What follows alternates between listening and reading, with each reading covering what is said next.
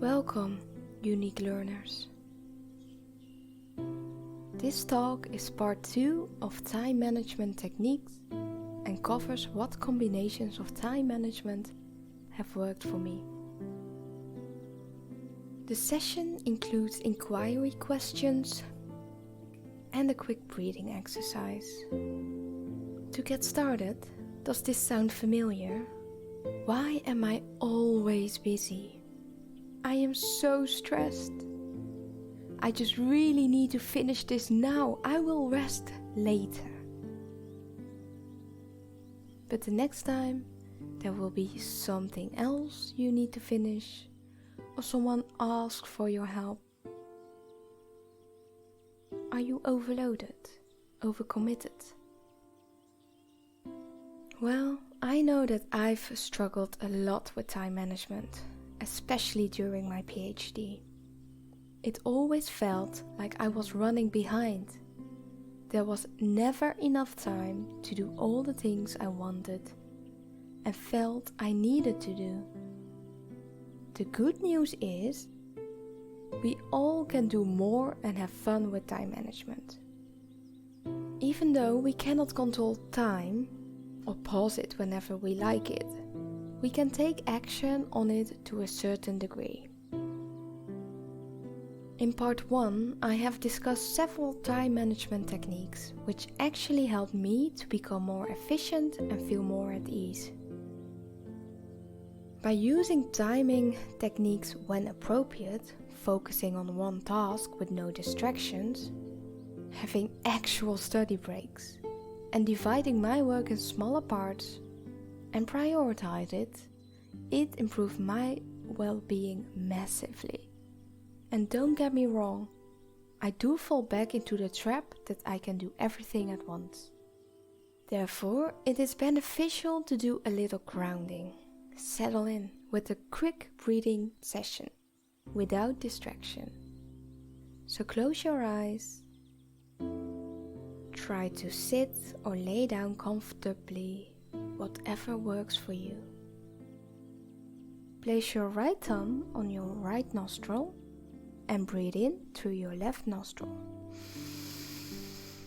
Hold it on the top and breathe out longer than the inhale through the mouth. Repeat this again. Right thumb on your right nostril and breathe in through your left nostril. Hold it on the top and breathe out longer than the inhale through the mouth. One more. Breathe in. Hold it for a couple of seconds and slowly exhale deeper.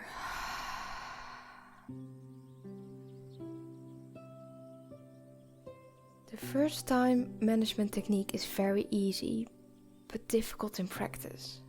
Imagine someone like a colleague asks for your help with an additional project which is very important for the department. And this time management technique involves turning your head from left to right and back from left to right and saying no. No, all jokes aside, it is easier said than done. Maybe start with learning how to not say yes immediately and buy yourself time to think. Your answer next time might be, let me have a think about it. Or give people alternatives.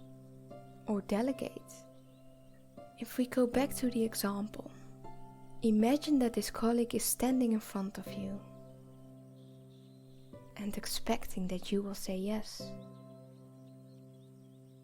However, you are about to say no. What are you feeling in your body? Not the story, but what are you actually feeling in your body?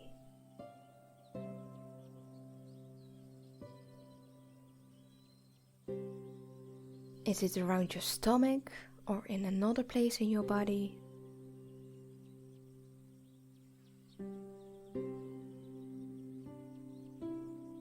Is it hot?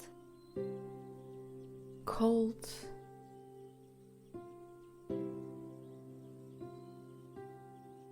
Fluid and moving? Or is the emotion stuck in one place?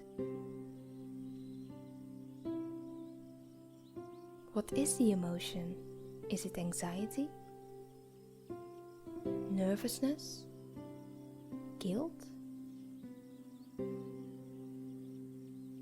Breathe through that emotion.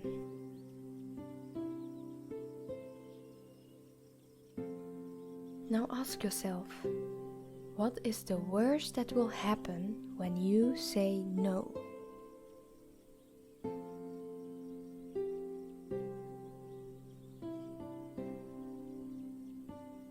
Will this colleague take it out on you? Tell you that you are not supportive of the department? Fail at your job? Fail as a person?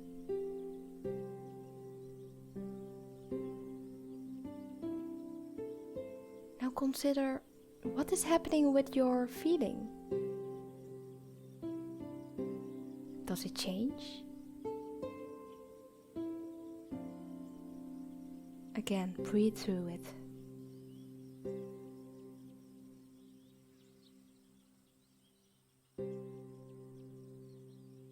What if the best situation happens?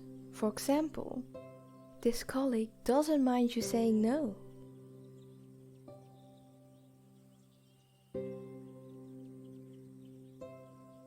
Or you remind yourself that you do good work. That you rather focus on quality than quantity.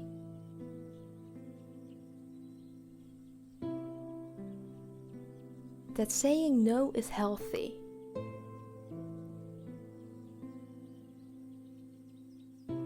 What is happening to your emotion?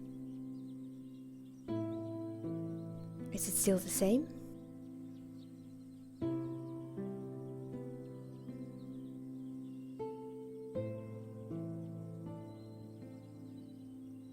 Breathe through it.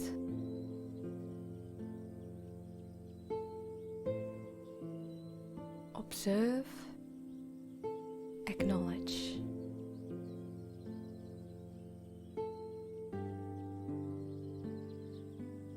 Another simple technique, but also difficult in practice, is setting deadlines. So you finish your work or you hand in that paper at 5 p.m. today, and not when it's perfect or quote unquote when I'm happy with it. Which for me is basically the same and never attainable. If you're thinking about when are you going to tell me something new, I would like you to acknowledge how you are feeling when you hear this.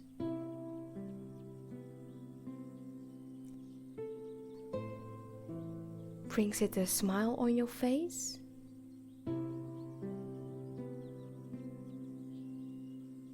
Or brings it up the thought of, maybe I could work on that? Like I shared before, I tend to fall back into the trap of wanting to do everything at once and keep on working on projects or writing until it's perfect, which is a never, of course. In part 1, I talked about prioritizing. My other problem was that at some time each email became as important as the other, and everything should have finished today. No, even better, yesterday.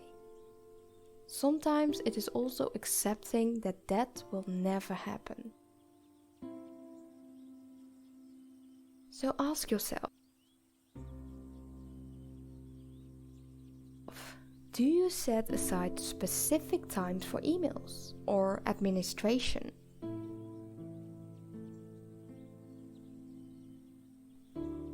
It might work if you schedule time each day for smaller tasks like that. But more importantly, accept that it never will be perfect. These things, and I know, can take a life on their own. This is where again the breaks in between are so important. And no, I do not mean eating your lunch behind your computer.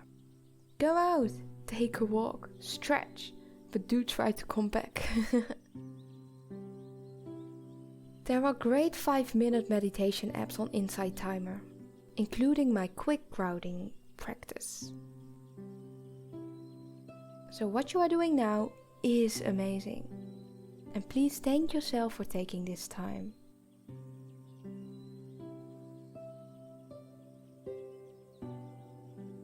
In sum, what can you do to improve your time? Say no, prioritize, schedule time for tasks such as emails, but remember, what you cannot control is how other people might react, what your work or department thinks of you, your hours, and you cannot control time. And if you can, please let me know. I wish you a lovely time, and now open your eyes.